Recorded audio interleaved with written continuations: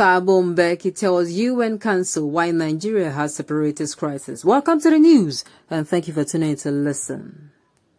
Former President of South Africa, Thabo Mbeki, has told the United Nations Security Council that the failure of Nigerian leaders to manage the country's diversity is the root cause of the festering separatist crisis. He recalled that the Nigerian government was victorious over secessionist-seeking Biafra 50 years ago and announced that they would follow a policy of no victor, no vanquished. Mbeki, who lived in Nigeria for a few years in the late 70s during the anti-apartheid struggle, addressed the UN Apex body on Tuesday. He cited Nigeria among African countries where the failure to deal with diversity has been a root cause of conflicts, also blaming the current crisis in Ethiopia's Tigray region on the failure to manage diversity. Looking at the painful example of the ongoing conflict between the Ethiopian government and ethnic Tigrayans, Mbeki said this is exactly what Ethiopia needs. The former South African leader cited the centrality of failure properly to manage diversity and the conflicts in Congo, Burundi, Ivory Coast, and Sudan. He pointed out to the 2004 report of the Sierra Leone Truth and Reconciliation Commission, which told the naked truth that it was as a result of the failure to manage diversity that the country experienced a very costly 11-year war, which started in 1991. And there is a similar failure to manage diversity in the violent conflict which has been and is still going on in Cameroon. Based on the research, Africans' main fundamental problems on the capitalist system are not religion, ethnicity, tribe, failure to restructure, need to separate their country, etc. Their main fundamental problem on the capitalist system is a wrong social ideology, aka survival of the fittest, alias near-animal kingdom version of capitalist system. That their leaders, due to ignorance of the dangers of capitalist system, foisted upon their citizens since independence. A social ideology that today gave a erroneous but dangerous impression that only the rich or those that have money alone could have access to healthcare, education, housing, etc., thus figuring the results of self-help of survival of the fittest. Using any means possible, even at the expense of their government, and considering that these claims diversity along ethnic, religious, and tribal lines. Many resort to these to get access to their perceived needs. Read my lips, Africa will continue to replicate the same socio-economic problems that most advanced capitalist economies have amongst consigned to dustbin of history, unless their leaders embrace pro-human capital development version of capitalist system. And it is only by doing so that their diversity could be manageable and progress, peace, unity, etc. would be achieved. Today, African leaders watch as millions of their citizens, especially children, the future productive workforce, hawk and waste on the street during school hours. And in the same vein, they watch as some of their workers, initiators, and executors of government policies openly, discreetly soliciting for bribes to enable them to survive on their legitimate income, despite massive increases in their salary or wages over the years. And they cry later that the level of insecurity, poverty, corruption, pilfering of state funds, and by extension lack of development, are unacceptable.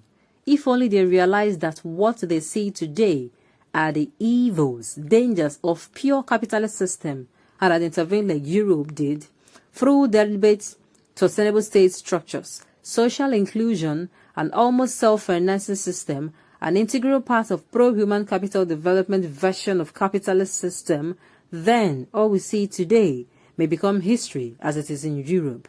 Read my lips.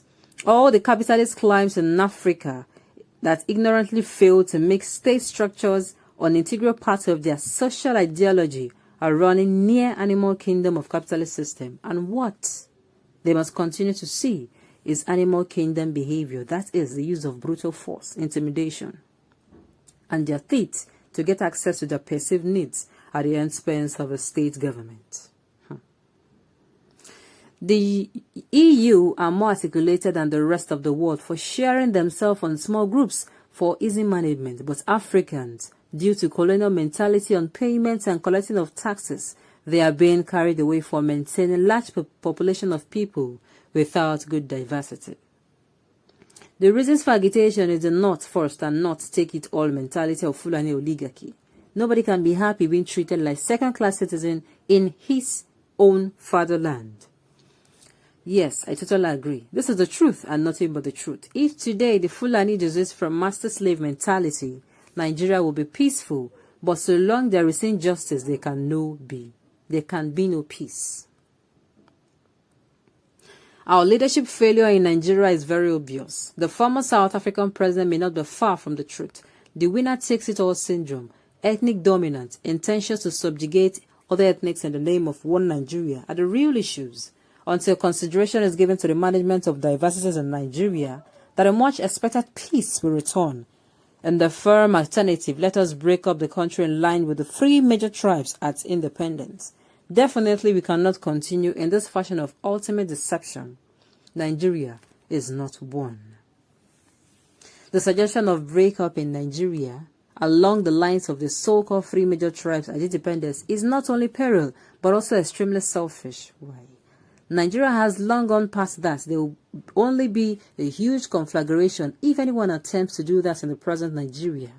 We need to think more deeply to come up with an equitable arrangement. If we cannot come up with an equitable arrangement that will foster peace, then let us stay together and find ways to make the union more acceptable by all.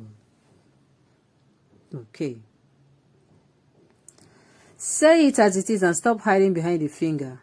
Buhari mismanagement of our diversity is the cause of the chaos around the country, across the country.